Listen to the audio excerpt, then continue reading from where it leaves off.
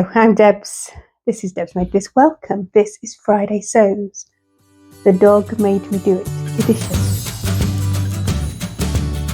Today I have for you some fabric the dog made me buy, some patterns, and an update and a question over a sewing that I'm in the middle of. I am wearing the Sirocco Jumpsuit, which is an old make. It's gone a bit bobbly, but it's such a good thing to stick on when you don't know quite what to wear or what you're going to be doing. So this is taking me to move things at church for the prayer room, and then taking the dog across. We walked for a couple of hours to and from the vets. So yeah, I managed to do everything I needed to do. So hello, welcome if you're new here. Thank you if you're not new here, or if you've liked, subscribed, commented, all that good stuff. Thank you very much. If you go back to my Me Made May pledges, there was originally a I am not going to buy any fabric pledge, which had to be removed quite quickly, but it was the dog's fault. So up here, I don't think you can see because the way I've cropped the screen to try and make it not look so catastrophic, but there is half a dog bed up here. I'm making the dog a new bed. We've made him a beanbag style bed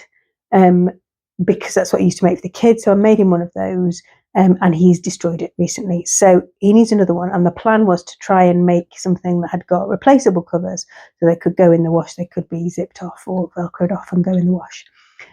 So I thought, this isn't too difficult. I've done this before. It's not a problem. I do need some fabric though. And I looked through my stash, and the things that would have been suitable, didn't really want to give to the dog. So then I was on Instagram, and a Destashify account that I follow to handle down here, but she's been getting rid of loads of her fabric, and I've bought some already, some of which has been made up actually. So I feel kind of better about that. But this came up. So this is a needle cord in navy with these beautiful little white flowers. She'd got 4 meters, so I thought, well, that's plenty to make a couple of covers for this dog bed. And so I ordered it, and while I was ordering it, she was sending it to me anyway. So there was this, which is a viscose in this kind of lovely soft blue with these pink flowers. Now I will put a picture of, I've got one. I used to have a pair of Winslow culottes, which are made in 2018 or so, when I was running a shed load, and I loved them, but they were too small, so I think they got rehomed last year. So I'd quite like to recreate those in that. So that came. So yes, when this arrived, I opened it, and the eldest daughter was like, well, I really love that fabric, Mum. Can I have a pair of trousers in it? And I was like, well, I quite like this fabric as well. It's kind of a bit nice, really, to be making a dog bed out of. So I thought, well, if I can find something else that's not too expensive that I could make the dog bed out of, then we could maybe repurpose this. So near to us, we have something called the Cone Exchange in Harrogate, which is a place where kind of remnants of fabric from industry and sewers bring remnants of fabric, but also paper, thread, wool, I don't think what else, anything crafty, buttons, beads, anything crafty will end up there, and it's always a good place to go. Now the prices have gone up a little bit recently, but it still is really good value. So we went there. I walked in. Let me just kind of go and get the bolt that I bought. So we walked in, and I saw this. So this it's definitely textured, and it feels like there might be a little bit of man-made fibre, but certainly some cotton in it. It's got, I'll bring it a bit closer so you can see, hopefully, that it's got like almost like a twill weave on the back, and it's obviously some kind of upholstery fabric. It's got quite a lot of movement, considering, and you can see on there I got 8 meters, 140 wide, for £16. So I thought that wasn't bad going. So the lady put that by the till. And while that was happening, this is a non-stretch denim in the softest, most beautiful colour in the world ever.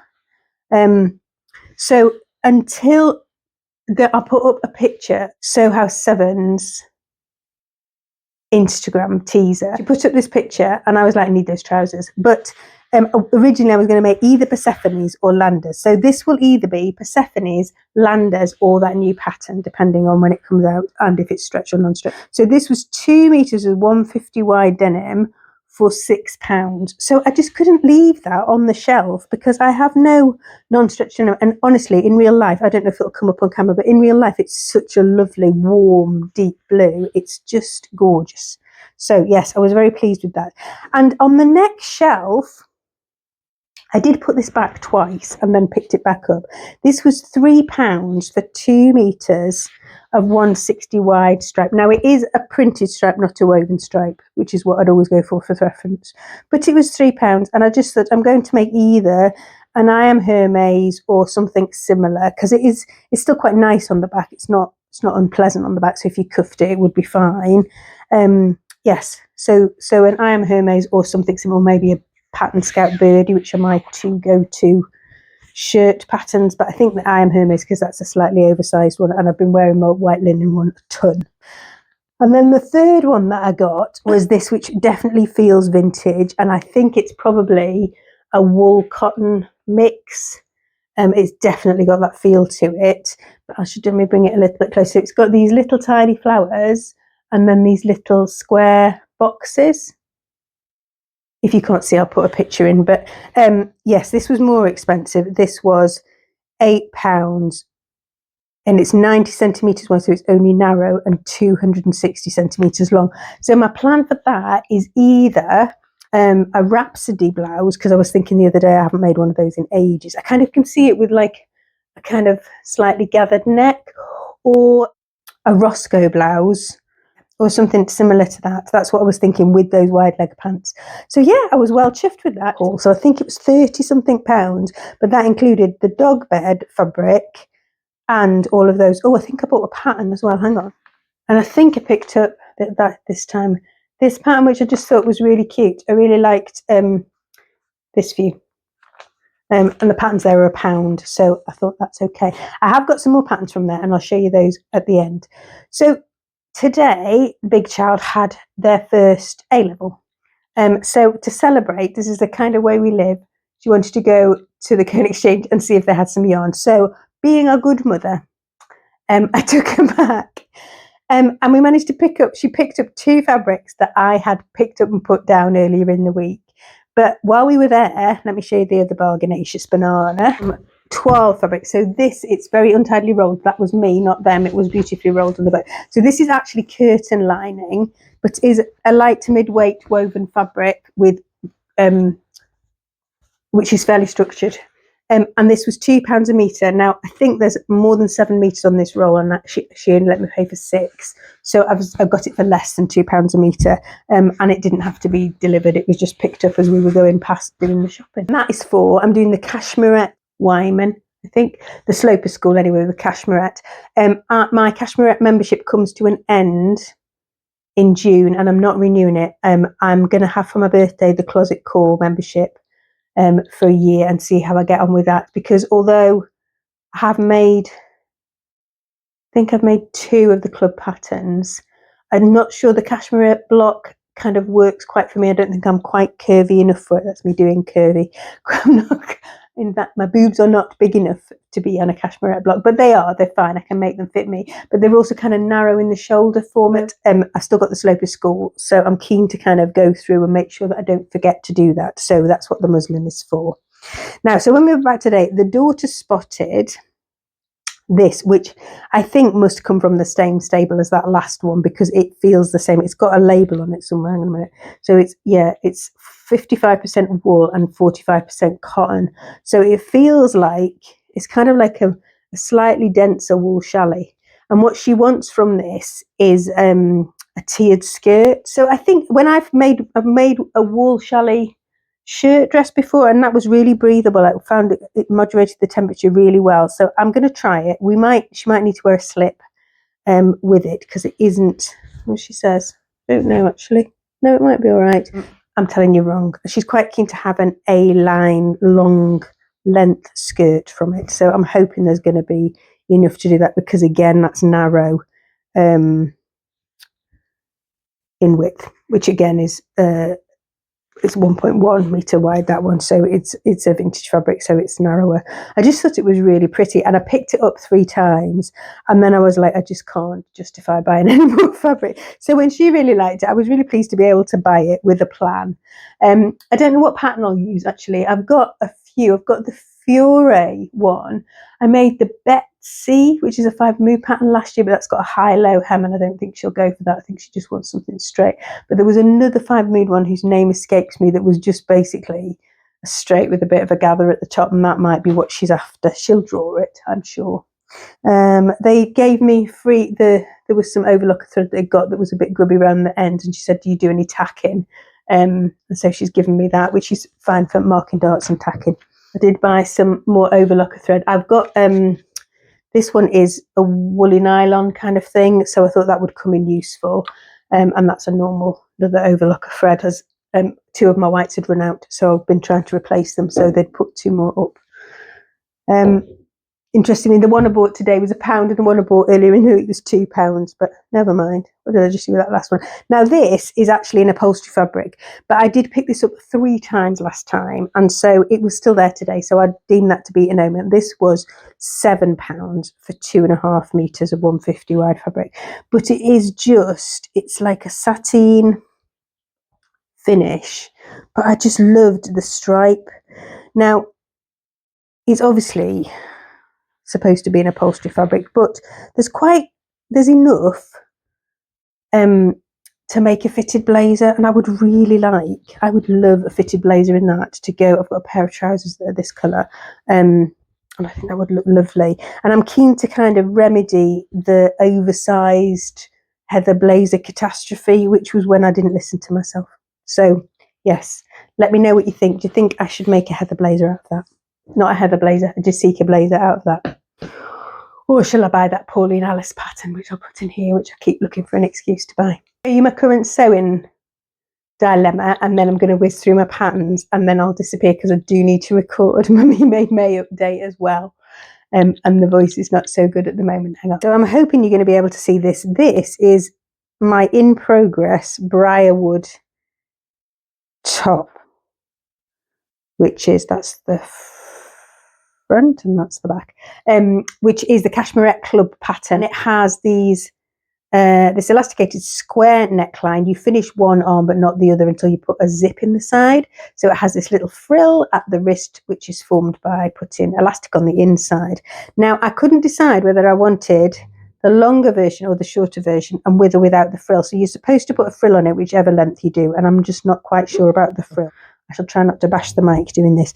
But so you can see I've left it the longer length for now, that front, and I've tacked the frill on, and I'm going to put the frill on it, I think, and then decide if I need to take it off. I'll take it back off again. If you haven't watched me before, I'm really short-waisted. I normally take a good inch out of a pattern. My waist is here for reference, which is very, very high.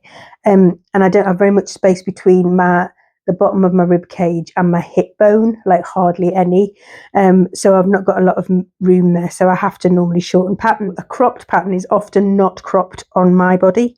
So I'm hoping I'm going to be able to get away with this. And I want this to kind of come just over the waistband of my jeans. What I don't really want to be doing is flashing tummy. Not that I have a problem with my tummy, but yeah, I don't really want to. So I'm not sure how this is going to go. And I'm not sure about having a zip in the side on with a ruffle. I don't know, but they have you kind of turn the end under. So let me know what you think. My instinct is to not do the ruffle, but I'm trying to kind of push my comfort zone, and I can always take it back off again, and I'll probably have to add some bottom to the a strip around the bottom of the whole garment. So I would have to add some to the back anyway. Sorry if that's not very clear. Right, and I have patterns that I've bought. One of them is a new pattern, and the rest are not. One I might have shown you already, so I'm sorry if I've shown you already. So my new one, I couldn't not. It's the V2000. I bought it in from Minerva when they were reduced. I'm not sure if they're still reduced. And this is the Diane von Furstenberg 50th anniversary wrap dress. Now, I used to have a Bowden dress, which was white with enormous blue roses on it, which was a really similar shape to the one with the collar, and that's probably why I bought this. I'm not sure that I'm going to make it up anytime soon, but I just wanted to have it. Yeah, and this is the one you can make in woven or in stretch, and that was what caused me to hesitate. It comes in 2 size bands, and I bought the larger one, but I think in a knit I might actually need the smaller one, but I think I'm probably just hovering between the two. But if I make it up, I'll let you know how I get on. My second one is also a modern pattern, so this is the McCall's Josie, which is just a kind of grown on sleeve shirt dress with a curved hem, which I kind of like the look of, and that was £2 in a charity shop. I ordered, I think this was from eBay actually. Whitmakes love this pattern, so I ordered that. So that's just a kind of pleated tailored trouser pattern, because I always need more trouser patterns. And then there's a couple of vintage Vogue ones. So this is the one I think I might have shown you before, but I'll just show you them both. They're both Jean Muir's. And this is like a top and bottom combo, and it has kind of what does it say?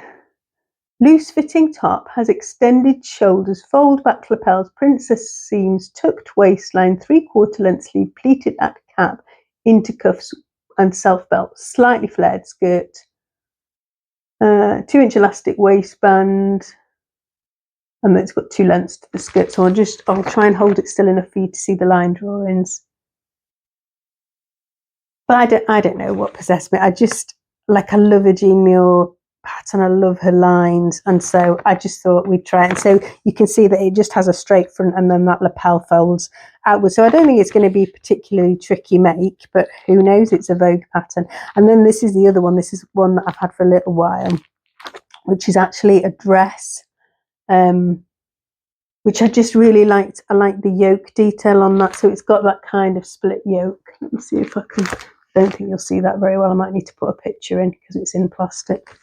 Yeah, but both of these are kind of 1980s patterns. Now this one is a size 10, so I'm going to need to grade that one, so that'll be fun. That's a size 12, so again they're both probably going to need a little bit of grading, but I'm hoping not too much, because it's kind of this bit that's fitted and then this is gathered, so this should be all right. And then the waist is pleated, so I think that should be okay. And the other one doesn't have a fitted waist at all, so I don't think that's going to be too tricky. So we'll see how we get on.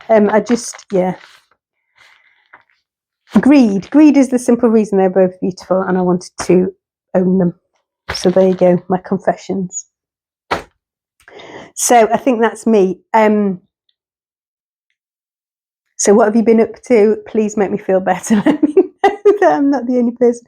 Honestly, I was doing so well. I hadn't even thought about buying fabric. And then as soon as I put my hands on some of these, I was like, oh, I need to have that. I don't have one of those. And I literally have 180, what was it, the last count, 186, although I think I've sewn some of it up, 186 metres of fabric. Ridiculous. It's Fridaysews. Thank you to Jen from Today in Jen's Sewing Room for Fridaysews. Go and have a look at the hashtag and see what the other makers have been up to. I have a confession to make. I have not looked at the question. I'm very sorry. It's been a bit of a week. Next video to come is going to be the roundup for the first 2 weeks of Me Made May, if I can get my bum in gear to do it. So yeah, watch this space. Right, that's me now, folks. I shall see you again soon. I hope wherever you are in the world, you are finding time to rest and replenish and do some making if that's something that brings you joy. And I shall say bye-bye for now, and God bless, and I'll see you again soon.